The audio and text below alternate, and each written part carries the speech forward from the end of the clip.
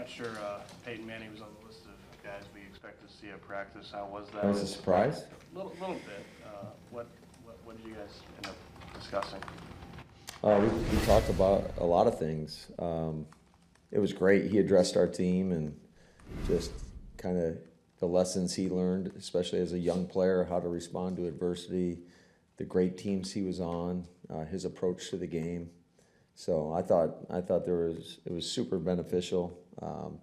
Certainly, you're talking about one of the all-time greats, and I've had experience as a coach going against him, and the lessons I've learned as a coach when you go against him, I'll never forget. And I told the team this in 2008 was the first time I was with the Houston Texans, and we're playing Indy, and we're up 17 late in the fourth quarter, and to watch this guy bring his team back and, of course, beat us in the 2-minute drive and score 21 points basically in about a 5-minute span. So it was a great lesson early in my coaching career about, you gotta play till that clock says 0. And because I'll never forget sitting up in that press box when we're up 27-10, thinking, oh my gosh, we're gonna beat the Indianapolis Colts, and only to see it evaporate quickly. So it was a tough lesson to learn, but I think it's one of those necessary things that you all got to go through. You have a spot on the staff for him, or did you offer him? Yeah, if he wants to, we'd love to have him. I think he's got a lot of things going on, though. What was his actual purpose for being here, Matt? I'll let Jason and everybody else kind of talk about that. Mark, probably a better question for Mark. So it's just basically a coincidence, not coincidence, but not just a coincidence that you were able to get him to talk to the team. It was nothing pre-planned as far as that goes. Well, I knew he was going to be here, prior to. so I reached out to him and said, hey, would you be interested? And, thankfully he said yes.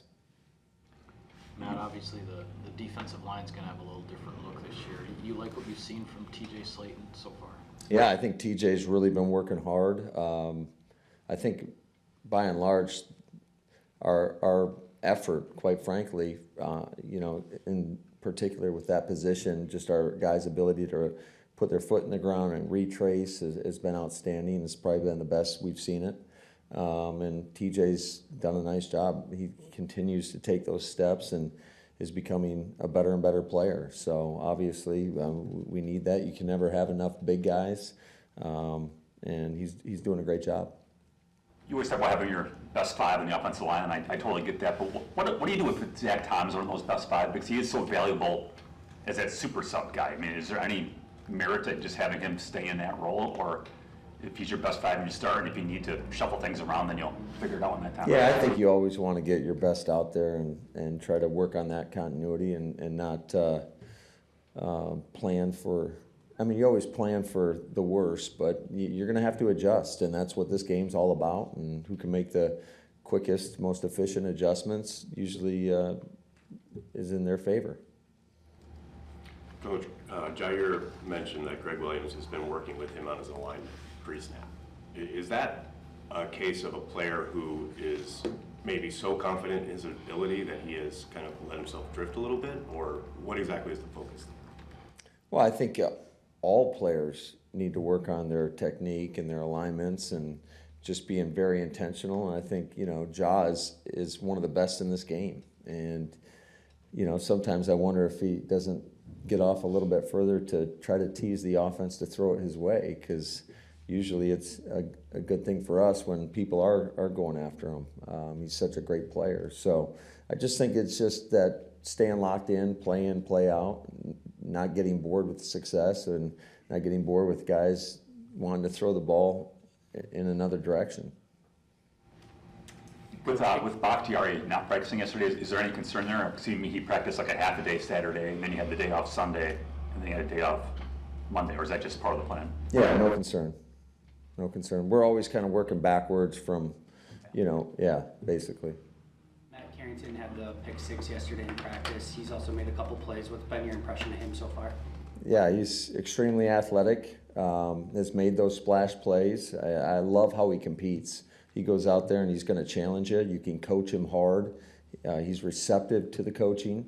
And I think we have a good young player right there. So I'm excited see what he's able to do when we get into some of these competitive practices, going against, a team like Cincinnati next week, and some of the creatures they have on that offense, and then into the preseason games. And certainly we're early on, only 1 day in pads, but I think he's got a great attitude. Like I said, I know one of his college coaches was at Kentucky, Steve Clinkscale, speaks the world of him, and I know how Klink coaches. He coaches them hard, and so yeah, I think this kid, he's very, very talented, and he's got to continue to build on his early success. How much longer are you gonna have the competition period in practice? Will you do it Saturday night and family night? Yeah, every time we go out there, we're going to have one dedicated. I mean, there's competition in every period, but that's the one where we're going to have a consequence for. Where'd you get that idea from? Because that's not something you've done in the past few years, obviously. Well, we have. We just haven't necessarily have had the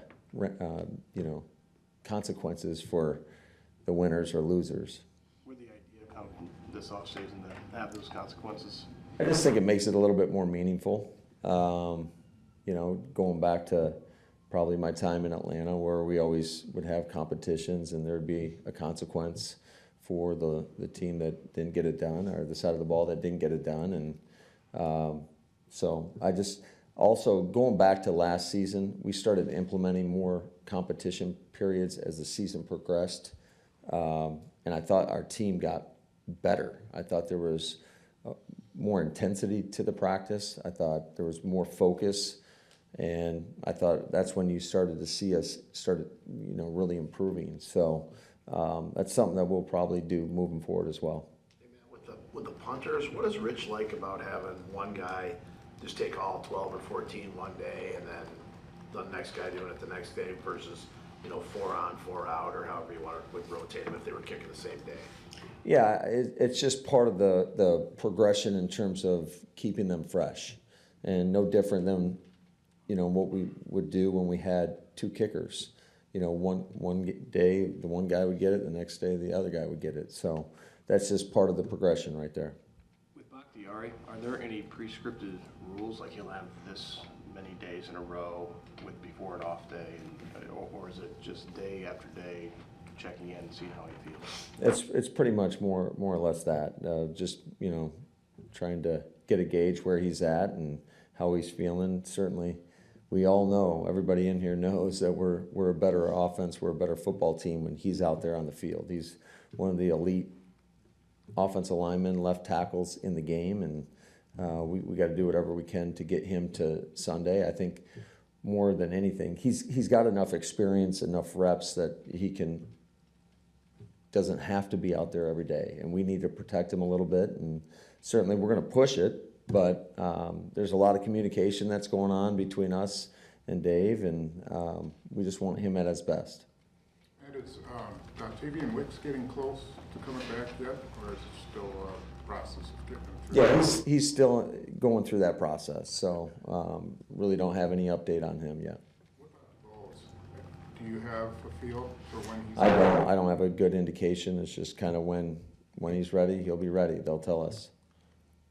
Coach, yesterday there was a play that looked like an RPO where Jordan hits Christian backside. He kind of takes a half step and then rises and fires. Is that something he sees pre-snap? Is that determined pre-snap? And how great is it to see a guy, first-year starter, being able to make that play? Yeah, that's something that's been in our system for a really long time. We call them run alerts, and if you get a specific look, then he's got the green light to make it happen. And that was a good play by both those guys, and the guys up front did a nice job as well. And but yeah, it's just trying to take advantage of whatever the look may be.